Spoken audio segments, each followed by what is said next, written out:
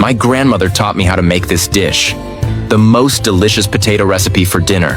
To start, I'm going to slice 2 potatoes. I love recipes like this, simple and easy to make, yet they always have that special touch that surprises anyone who tries them.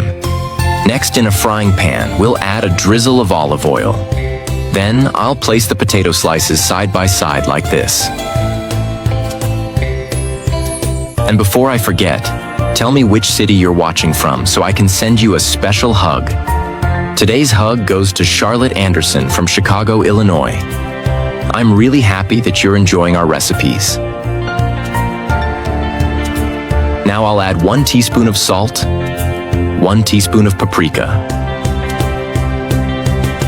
and half a teaspoon of black pepper.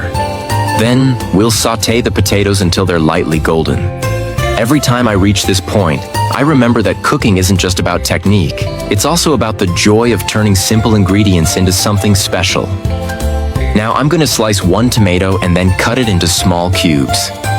Every time I make this recipe, I realize how much the final result depends on this step. It's here that we get the perfect texture and a beautiful finish. Then, in a bowl, we'll add 4 eggs, some chive to taste, and the chopped tomato. We'll mix everything well until all the ingredients are combined. Have you ever tried making a recipe like this at home? Tell me. I'd love to know. Next, I'll add half a cup of heavy cream, and we'll keep stirring. Now, I'll add 1 teaspoon of salt, 1 teaspoon of paprika, and half a teaspoon of black pepper. I'll mix a little more until I get this smooth consistency. After that, we'll pour the mixture over the potatoes, spreading it evenly to cover everything. This step may seem simple, but it's what guarantees the perfect result. Then, I'll cover it and let it cook for 10 minutes. Now we'll flip our recipe onto a plate and place it back in the pan to brown the other side as well. Next, we'll add some grated mozzarella on top to taste. Tell me what you think of the recipe so far. I'd love to know. I'll cover it again and let it cook for another 5 minutes or until the cheese melts. After that, I'll remove it from the heat and place this delicious potato omelet on a plate. I like recipes like this because they deliver exactly what they promise. No complicated steps, no hard-to-find ingredients. And yet, the result stands out. The aroma and flavor are amazing.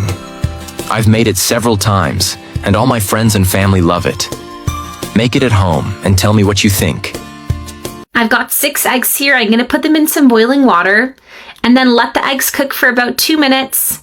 This recipe is awesome and you can definitely make this at home so easily. Stir and gently cook the eggs for a few more minutes. You can just see that the eggs have started cooking. Now we're going to let them cook for another 10 minutes. And then after 10 minutes has passed, take the eggs out of the water and just drain any excess water that's there. We don't need the cooking water for this recipe, so you can get rid of it. Then put the eggs on a plate and we're going to finish off this process. Be careful because the water and the eggs are super hot. Just gently remove the eggs, set them aside. And then just using a spoon, we're going to mash these eggs up really well. If you want, you can use a spoon or a fork for this process. It doesn't matter. Just chop them up into small pieces. It's going to look something like this. They're still really hot, so be careful. Now, after mashing up all the eggs, we're going to set those aside to cool. And in the next step, we're going to heat up a pan with a small amount of oil. In that hot oil, add in 1 chopped white onion. We're also going to need 2 large chopped garlic cloves, half of a chopped green bell pepper, and 1 chopped red bell pepper. Don't forget, we're also going to need a chopped tomato, so add that in too. Then saute all these ingredients well over a medium heat. After they've been sauteing, you'll notice that the tomato is nice and soft and your kitchen probably smells amazing, just like mine does. Let's season that with a teaspoon of salt, half a teaspoon of cumin, half a teaspoon of black pepper, half a teaspoon of thyme. Mix everything well, make sure the seasonings are well incorporated. Now, of course, all these seasonings are totally optional. You can substitute, swap, increase, decrease, any of them. It's totally customizable for your taste preference. This is definitely worth making at home. I know it's going to make your breakfast so much tastier. I love making this recipe for my family's breakfast. They're always asking me for it. After stirring and mixing everything well, the veggies are almost ready. The trick is to cook and saute these veggies on a low heat, so be patient and take your time. The longer you saute, the more flavorful it's going to become. Definitely worth trying these flavors at home. I always make this recipe and everyone always asks me for it.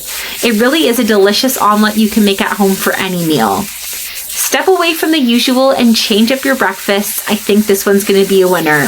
This omelet is so perfect, the results are amazing.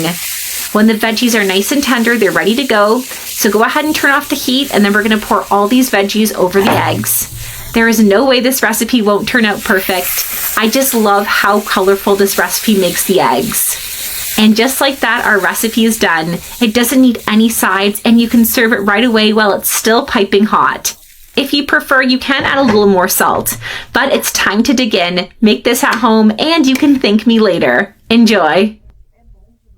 Start by adding 4 potatoes cut into half-moon shapes. The oil is already hot, so let the potatoes fry. Fry them until they turn golden for a few minutes. Look, the fried potatoes are almost ready. Now, add 12 onions cut into half-moon shapes. Mix them with the potatoes. Let the onions fry with the potatoes for a few more minutes. Be careful when mixing, because the oil is very hot and you might burn yourself. Do it cautiously. Since the potatoes are almost ready, leave them aside for now. Now prepare the egg mixture. In this bowl, add 6 or 7 eggs. Then add a teaspoon of salt. Also, add half a teaspoon of black pepper. Mix the eggs well, whisking them with a fork to make it easier. This potato recipe will surprise you. It's delicious and easy to make with everyday ingredients. I mixed the eggs well, and now the potatoes are ready. So, turn off the heat. Drain a bit of the oil and add the potatoes to the eggs. Remove all the potatoes from the pan and add them to the eggs. All in the same bowl. Don't worry, the result will be excellent. Even though it's a different recipe, everyone who tries it always wants more. Now, just mix the potatoes with the eggs well. Look, I mixed the potatoes with the eggs well. Now, put everything back in the pan with a bit of oil.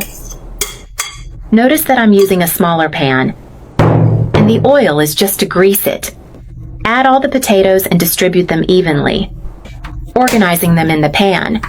Turn the heat to low temperature and cover the pan. After a few minutes, it will have cooked on one side. Then, flip the recipe.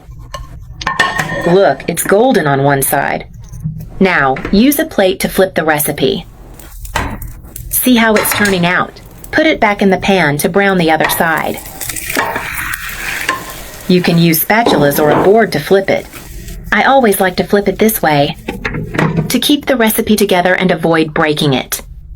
And to finish our recipe, cover it again and leave it for a few more minutes to brown. Look, it's ready. The other side is perfectly golden as well. Now, take the plate and flip the recipe one more time. Look at how it turned out. A real marvel. See how our recipe stayed whole and well browned. In just a few minutes, it's ready. Cut a portion to show you how it looks inside. Try this recipe at home and let me know how it turned out. I want to know if you achieved the perfect point, and if you came up with any different ideas for this recipe. Enjoy your meal. Pineapple dessert I learned from an American chef. To start today's recipe, let's put 7 pieces of pineapple into a pan. I'm sure you'll be surprised with the final result of this dessert. Next, let's put a 1/4 cup of pineapple gelatin in a bowl, and also 1 cup of hot water. I'll mix everything well. And before I forget, tell me which city you're watching from so I can send you a special shout out. Today's shout out goes to Emily Carter from Boston. I'm so glad you're enjoying our recipes. Now I'll add 1 cup of room temperature water. Let's mix again. With just a few everyday ingredients, we can make a dessert much tastier than those sold in traditional restaurants. I make it almost every week. It was the owner of a 5-star restaurant in the US who taught me this recipe.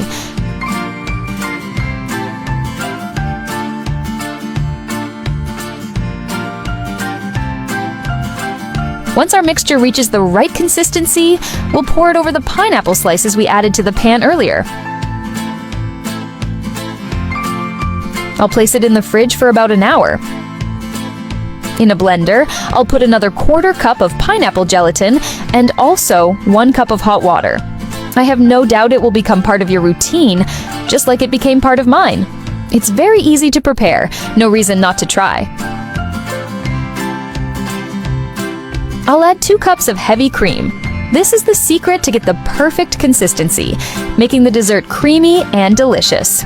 When I make it at home, there's never anything left. It's simply impossible to eat just one piece. After mixing everything very well, we'll pour our mixture with heavy cream over everything. Look how beautiful it's turning out.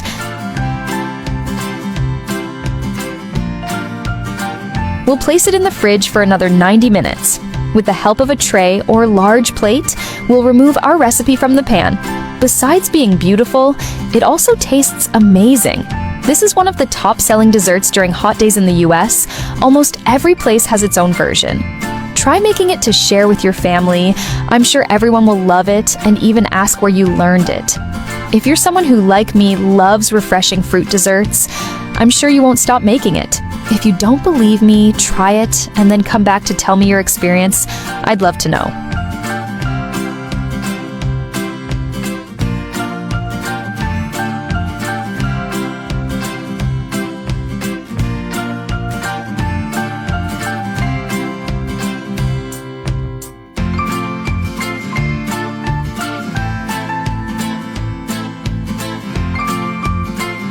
Whenever I make pasta like this, everyone asks me for the recipe. To start, let's fill a pot with hot water. Add 250 grams of pasta, 1 teaspoon of salt, and let it cook completely. Tell me if you've ever made a recipe like this before. In another pot, we'll add a bit of olive oil. No need for much. Add 1 onion chopped into small cubes and let it fry. You'll never want to eat pasta any other way. It's very easy, practical, and quick to make. No reason not to try. Let's add 3 cloves of minced garlic and keep stirring. When I make it at home, there's never anything left. Now I'll add 1 cup of tomato extract. A great option for those days when you don't have much time in the kitchen. Season with 1 teaspoon of salt, half a teaspoon of black pepper, and 1 teaspoon of oregano. Add half a cup of milk, stir with a spatula. Add a 1/4 cup of water, and mix again. You'll never want to eat pasta another way after learning this recipe. I'll take the pasta off the heat. Back to the sauce. Let's add 1 cup of heavy cream. This is one of the most important ingredients to make sure our mixture has the right consistency. I learned this secret from the owner of a 5-star restaurant. We'll add 200 grams of mozzarella cheese and 1 tablespoon of butter. And before I forget, tell me which city you're watching from so I can send you a special shout out. Today's shout out goes to Jessica Miller from Chicago. I'm so glad you're enjoying our recipes. I'll add the pasta and stir again with a spatula. And then add some more mozzarella cheese, as much as you like. For a special touch, I'll also use a bit of parsley, but this part is optional. Cover and let it cook for about 10 minutes. With just a few everyday ingredients, we can make a meal much tastier than the ones sold in traditional restaurants. The smell is amazing, and the taste is even better.